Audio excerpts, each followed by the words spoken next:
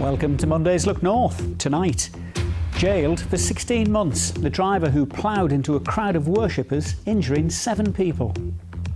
Zariab was an exceptionally bright, happy and independent young boy who loved to play football.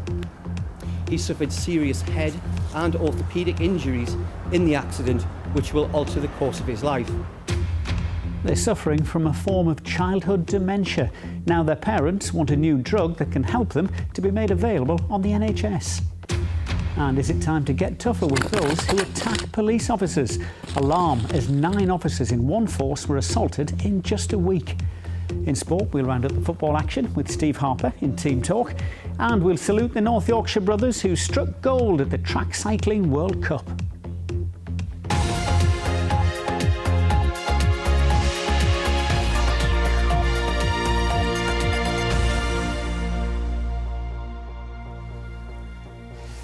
She ploughed her car into a crowd of worshippers in a scene one witness described as horrific. Mariam Kaba had been leaving a festival celebrating Eid in Newcastle last June when she lost control. In court today, some of those she hurt gave harrowing accounts as she was sent to prison. Our correspondent Peter Harris is outside Newcastle Crown Court now. Peter. Well, Mariam Kaba was among thousands of people at that celebration that day. As she was driving out, she spotted some friends on the grass and decided to stop. It seems she then tried to mount a curb, bringing the car up onto the curb. She accelerated, and that turned out to be a fateful decision. The aftermath was caught on camera. Panicking as her car ran into the crowd, the driver had tried to brake, not realising her foot was still on the accelerator. One victim said he could feel his bones breaking as the wheels ran over him. And some of those present in the confusion thought they were witnessing a terrorist attack and tried to open the car door. When she finally came to a halt, Mariam Kaba told them she wasn't feeling well and that she hadn't meant to do it. Today, Kaba was in court to be sentenced for causing serious injury by dangerous driving. No drink or drugs were involved, and yet when the police later tried to do an impairment test on her, she struggled with it. She told them that she'd had her sleep patterns affected, that she'd struggled with adapting to fasting for Ramadan, and that she was suffering from insomnia. The judge concluded that a combination of fasting and sleep loss could have affected her reactions. He said, in fact, it was an aggravating feature that she'd driven while knowingly tired. Among the victims was 7-year-old Zariab Rajib. His parents were in court. His dad was also injured that day, and his mother recalled seeing her son on the floor and thinking he was dead. He survived, but has a brain injury. Zariab was an exceptionally bright, happy and independent young boy who loved to play football. He suffered serious head and orthopaedic injuries in the accident, which will alter the course of his life. This event has caused us a great deal of upset, stress and difficulty for our entire family.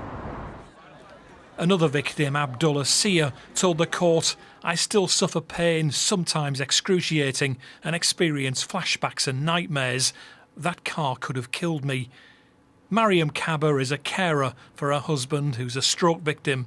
As his wife was jailed, he collapsed in court, shouting, "Who's going to look after me?" But the judge said the long-term impact on 2 of the victims meant jail was inevitable.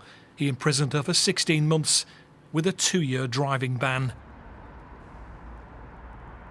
Let me tell you a bit more about Mariam Kaba. She was described in court as a decent woman who'd led a difficult life. In fact, she'd spent 9 years in a refugee camp in Liberia before she came to the UK. Now, everyone accepts there was nothing intentional about what happened, but as the police pointed out, it's only luck that nobody was killed that day.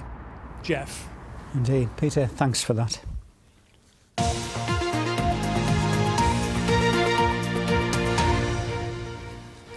It's a cruel illness and the diagnosis is a death sentence. But now a drug that can extend or maybe even save the lives of children like Jessica and Nicole has become available. Well, they're suffering from a rare form of what's called Batten disease. That's a type of childhood dementia. The treatment costs £500,000 a year per patient, and health bosses have been meeting to decide whether to approve its use on the NHS. It's the subject of tonight's Inside Out programme, as Chris Jackson reports. and get some cuddles. Nicole's 5. She can't walk or talk. You going to come and say bye? Jessica's 2 and is yet to show any symptoms. There's no words to describe the feeling of sheer despair. It is horrendous. It is the most horrific, brutal condition.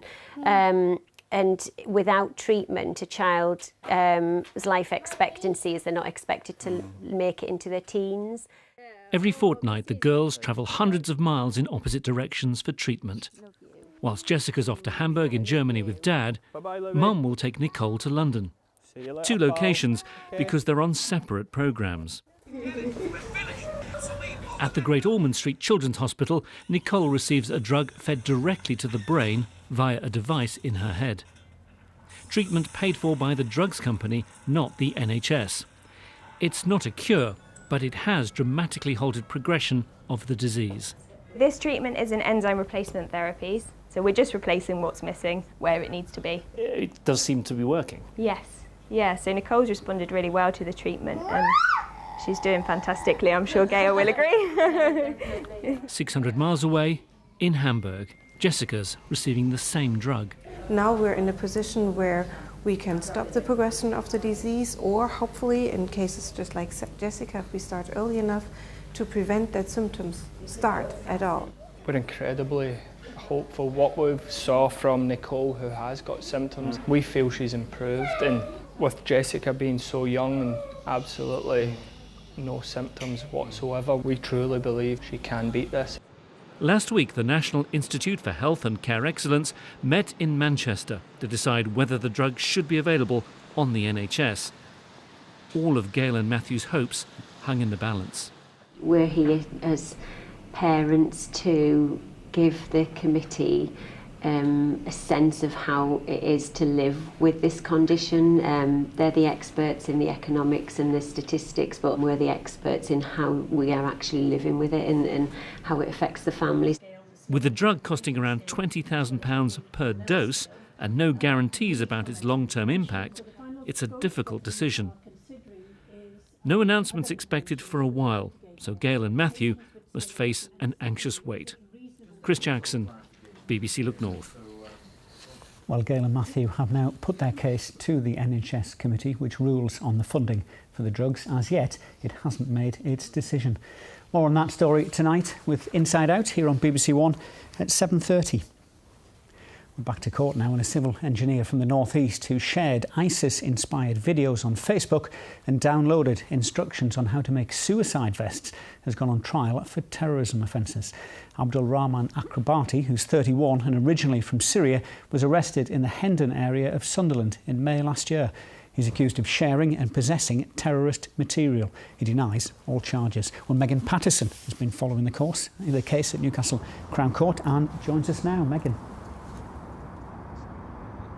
Well, Jeff, Mr Al-Chabati worked for Capita Engineering in the North East, and the court heard today that he also volunteered at the Institute for Civil Engineers at Newcastle University. He was arrested last year. He was charged with 7 terrorism offences, 6 relating to the dissemination of terrorist material and 1 relating to the possession of terrorist material. If we look at those 6 charges first, it said that last year in February, Mr Al-Chabati posted 6 videos on his own Facebook site, and the prosecution say that those Facebook videos incited terrorism. They were described as ISIS-inspired, and we'd heard today that they promoted ISIS revenge attacks, they encouraged martyrdom, they praised suicide operations, and they also seemed to glorify children being trained as soldiers to fight. And the prosecution said today that the posting of those videos, putting them on a public profile such as Facebook, was a clear indication that Mr Al-Chabati was encouraging terrorism. This is something which he denies. He said when he was arrested last year that he was simply posting them as a means of sharing news. And as well as those Facebook posts, Megan, the jury heard the defendant had downloaded an explosive manual. That's right, and this is the charge of possessing terrorist material. We heard in court today that after he was arrested as part of an investigation into the video posts, his phone was seized, and counter-terrorism police looked into his phone records and found in a folder of downloads a document that was 120 pages long. It was called the Easy I beg your pardon, Jeff, it looked at explosives, easy explosives. This was the fourth edition of this publication. It was in Arabic, it was translated by police, and inside was essentially a manual, we were told, instructions on how to make bombs and specifically how to make suicide vests. 2 different types of suicide vests were detailed in this document, how to use them and how to deploy them. The prosecution said today, again, this was clearly a criminal offence and one that should be dealt with very seriously. Mr Al-Chabati denies all of the charges. The trial will continue here in Newcastle at the Crown Court tomorrow, and it's expected to last around a week here in Newcastle, Jeff. OK, Megan, thanks for that. Now, they've been kicked, punched, scratched and spat at. In just 1 week over the Christmas period, 9 of Cleveland's police officers were assaulted. The local police federation now says tougher prison sentences are needed because there's currently no strong deterrent for those carrying out the attacks. Stuart Winkup has the story. Handcuffed in the back of a police car. What follows is shocking, violent, but not uncommon.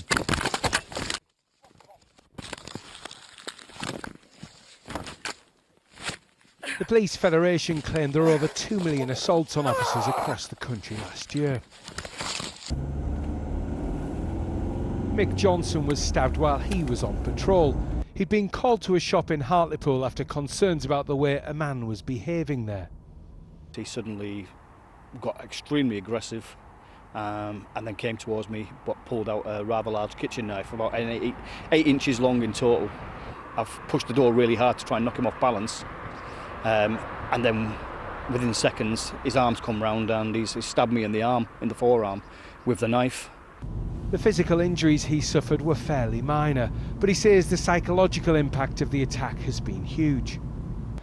When the case came to court, the man admitted attacking Mick, but said he'd been under the influence of drink and drugs at the time and couldn't remember what had happened. Instead of going to prison, he was given a 12-month suspended sentence, a sentence described by the local police federation as insulting and derisory. We need people to go to court and be given due sentences, and that is for us and obviously all other emergency services, because that's the only deterrent I think that will stop people. We have people assault police officers, go to court, and then the next day they're back out again assaulting other police officers, and clearly that's not acceptable. During 1 week over Christmas, 9 of Cleveland's police officers were assaulted, and Mick believes things are getting worse. People are more likely to have a go at a police officer because they may see it as a badge of honour or something like that. That's I've punched a police officer, I've kicked a police officer, or even worse, I've spat at a police officer. Without the deterrent of tougher sentences, some officers now believe the abuse and the assaults have just become part of the job. Stuart Winkup, BBC Look North, Middlesbrough. An inquest has resumed into the death of a Cumbrian woman who died from oxygen failure to the brain after routine surgery at the Cumberland Infirmary in Carlisle. Sharon Grierson, a mother of 4 from Espatria, died in November 2016 when complications arose after the removal of a tube that was helping her to breathe. Doctors wrongly reinserted the tube twice as Mrs Grierson went into cardiac arrest. Today, a doctor who reviewed the incident said medics were trying to do the right thing, but had discounted evidence from a machine that suggested Mrs Grierson's oxygen levels had fallen. The hearing continues. 50 business leaders and politicians have today backed plans to make Teesside Britain's first free port. Executives from the likes of Hitachi and British Steel have written to the Chancellor, Philip Hammond, asking him to back a tax and tariff-free zone for businesses in and around Teesport. Supporters say it could offer a Brexit boost and regenerate Redcar's former steelworks. Here's our political editor, Richard Moss. One of Britain's busiest shipping lanes, the Tees is already the lifeblood of the area's economy. Under the Freeport plans, though, Teesside could also offer businesses something else: tax-free trade. Some people have talked about this plan creating effectively a Singapore on Tees, as Teesside would join a club of around 3,000 free ports across the world, from Seattle on the west coast of America to Singapore in the Far East, offering this tax-free status to generate jobs and investment. So on offer will be a powerful incentive. Any business based in the Freeport zone could bring in raw materials and export finished goods tax and tariff-free. Well, what we've seen across the world is there are more than 100 countries that have free zone or free port statuses. There are many free zones across the world, and they really stimulate advanced manufacturing jobs, assembly jobs, really good, well-paid jobs. And what it means is for somewhere like Teesport, it allows the reshoring of really good quality jobs back to the UK and back to Teesside. And that's something which could be vital for the plans to regenerate this, the former SSI steelworks near Redcar. And so today, 50 people, including the mayor and big business leaders, have signed a letter asking the government to back plans to make Teesside Britain's first free port. We've got a river, we've got a port, and that port sits as the gateway into 4,500 acres of prime industrial brownfield land. And therein sits the opportunity to attract industry into the area, employing a lot of people in good, viable, long-term, well-paid jobs. And for its backers, the Freeport idea does offer Teesside the prospect of a prosperous post-Brexit dividend. We've been working at this for a couple of years, and it kind of Brexit happened, and we think that this is a great solution, to help us trade in a post-Brexit world. But to make this a reality, we would need not only to leave the EU, but also its single market and customs union. Something some politicians and businesses have been very nervous about up to now. Richard Moss, BBC Look North in Teesside. Right, time for sport now, and on a Monday night that means Steve Harper's here, and it's also time for Team Talk.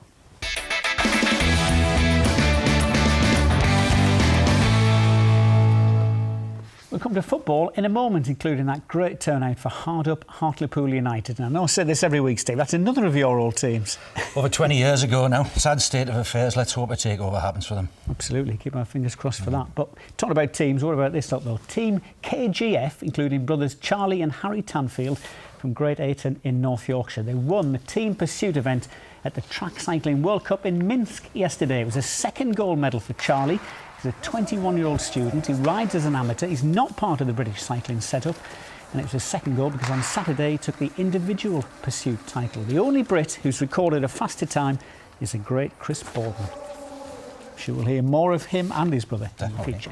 OK, football now. Despite losing to runaway Premier League leaders Manchester City, Newcastle certainly didn't disgrace themselves, even causing City a few nervous moments. Ultimately, though, Steve, there is a huge gulf in quality, and time's running out to bring in reinforcements. 9 days to the window closes. The manager's 20th of January deadline's passed. They showed heart, spirit, they gave everything for the manager, but money talks and quality tells in the end. Yeah, and Man City are head and shoulders above everyone at the moment, aren't they? Aguero's being left out at times. That's how scary it is for Gabriel Jesus. That highlights the gulf between the two clubs, and when you go to the big boys you don't need soft penalties. I was going to say that. No, they got a bit of help, but a great quality at the end with the third goal as well. You see this quality. I mean, Sane, brilliant, tight spaces, quality, puts it on a plate for Aguero, the perfect hat-trick. In between that, Newcastle had got one back, and people have been talking about a new goalkeeper possibly, but Carl Darlow's been doing OK. Rob Elliott's done all right as well. The priority for me is the other end of the pitch. That's a brilliant save. Young Murphy's done well. He's growing in. He's settled, but the priority is 2 or 3 proven players at the other end of the pitch. Yes, well, this is what Alan Shearer thinks is at the root of the problem. Every club in the Premier League over the last 2 or 3 years has broken their transfer record. Newcastle's transfer record, 2005, was Michael Owen, £16 million. Another reason, 9 of the players that played today were in the Championship last season. That's the reason why Newcastle fans want a change of owner. Everybody is spending a lot of money, so that is the reason why we expect something now in this window. And Mike Ashley said that we have the green light. Hopefully we can see any new faces before the end of this transfer window. We shall see. We'll see. Into the Championship and ahead of their trip to Queen's Park Rangers, Middlesbrough manager Tony Pulis said how much he enjoyed games in London. Well, he certainly would have enjoyed this one. Borough winning 3-0 at Loftus Road.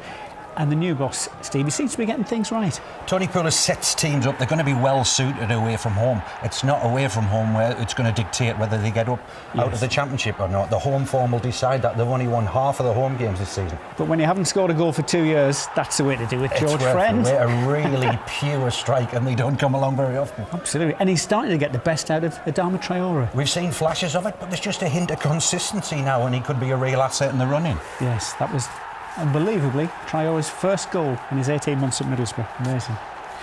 Now, it's not often this season that both our Championship clubs have picked up 3 points on the same afternoon, mainly Sunderland's fault, I do have to say, but in the absence of any new signings, the team packed with youngsters showed a lot of heart to win a very important game for the Black Cats, and what a great move for the goal. They give their all. You get an inconsistency with youngsters, but it's the 1 and 2 touch passing and the little movement here, and it's the weight of the pass from Honeyman, which is perfect, and it's well finished from us all. A great team goal. Yes, that's it. His very first goal for the club, and at senior level he will remember it.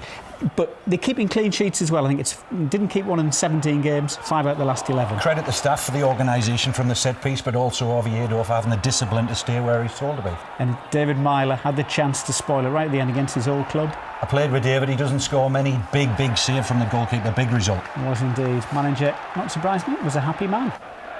I thought they were brilliant. I thought they played with no fear. Real good energy and belief. And I'm absolutely delighted with them. They deserve a pat on the back, but there's more to come. You know, they've got to keep working hard. They by no means the finished article. They by no means made it as a professional footballer yet. There's a long way to go for them. And where they've got to go next is Birmingham, a week tomorrow. That's a big one. Massive game. Yeah, I think Reading will have too much. It's 3 from 6 for me. Hull are in free fall. It's going to go all the way to the wire. Certainly is, blimey. Well, elsewhere, Carlisle held Stevenage to a goalless draw in League Two, and at Hartlepool United, a Save Pools Day attracted a sellout crowd of nearly 7,000 for the visit of Wrexham in the National League. Many of the bucket collections at Victoria Park were organised by Middlesbrough fans, replaying a debt of honour after Pools came to their club's aid in 1986 when Borough were threatened with extinction. Well, takeover talks with the local businessmen will be held this week, but the threat of administration hasn't gone away. I lived here till I was about 16, 17 years old. I regularly visit my mum, who still lives in the Headland. But I've just got a love for the club. In this day and age, when all the kids are supporting all the supposedly bigger teams, it's nice to support something from where you come from. Well, I was here when the lent us the ground for Fort Vale match.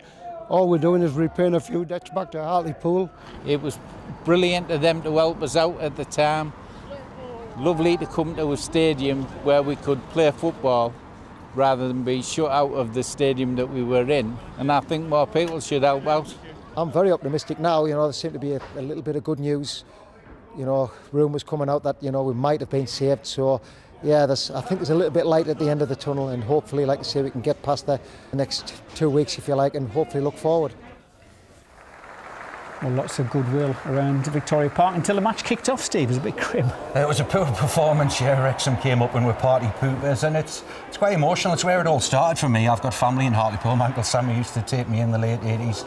5 minutes before the end, the gates used to open, and I played 15 games there in the old League Division 3. That's how long ago it was, so hopefully they can be saved. And the next game is away at Chester, who Gateshead here beat at the weekend. Gateshead needed that, yeah. They were just slipping down the table, and hopefully Hartlepool can get a result too. Yes, we will all be keeping our fingers crossed for Pools. OK, Steve, thank you very much. Back next week for the FA Cup. It could be a tough one. It could be, indeed. OK, away from football, 5th place for Northumberland's Chris Paisley in the Abu Dhabi Golf.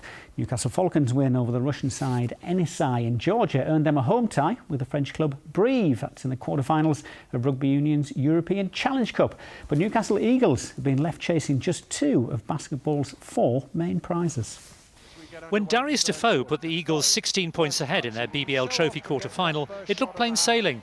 But a disastrous third quarter meant that 2 free throws for Sheffield Sharks, with seconds left, put the game beyond the Eagles, who failed to reach the last 4 of either cup competition for the first time since 2004. There was better luck for Carlisle's Helen Housby. She helped England come from behind to beat New Zealand in netball's quad series. Meanwhile, Winter Olympic hopeful Misha McNeil has been living dangerously this month. After crashing in Altenburg with Mika Moore, bobsleigh driver McNeil from Derwenside and Montel Douglas enjoyed better luck in the German resort of Königssee, with their sled somehow staying upright after almost overturning. The pair eventually finished 17th after 2 heats, ending the World Cup standings in 12th. Sorry, Mum! Art Tulip, BBC Look North. Yes, gave him a heart attack, as you would watching that sort of thing every week. It wasn't just snowy in Germany as well, Paul. Snowy It's been a bit of a white weekend, hasn't it? And the last week or so has seen a lot of wintry weather in our neck of the woods. Things are beginning to change now. A bit of a thaw on the cards as we head through the next few days. Take a look at tonight's weather pictures. First of all, we've got Trevor's Shot. Still an awful lot of snow on the Cumbrian Fells there. Things thawing out a bit at lower levels. And if we come further east in Teesdale, some of the ponds there are beginning to thaw out a bit now, thanks to Nick for that shot. Now, I think as we head into tomorrow, big change in the weather. It will be a windy day tomorrow. Most of us will see some rain at times, but you will notice it will be much, much milder. Now, all that old snow and ice isn't going to completely disappear instantly, so there are still some old bits of snow and ice lying about this evening and into the night in places. Eastern areas will have a dry evening with some clear spells. Temperatures will be at their lowest through the evening. Further west, the cloud thickens up through the night and eventually brings rain across the bulk of Cumbria, into one or two eastern areas, maybe into perhaps Northumberland, for instance, by the tail end of the night. The temperatures through the night, well, as I say, they'll dip to their lowest this evening, around about 3 or 4 Celsius, and then they'll start to pick up again later in the night as that cloud comes in from the west and as the southwesterly wind starts to pick up as well.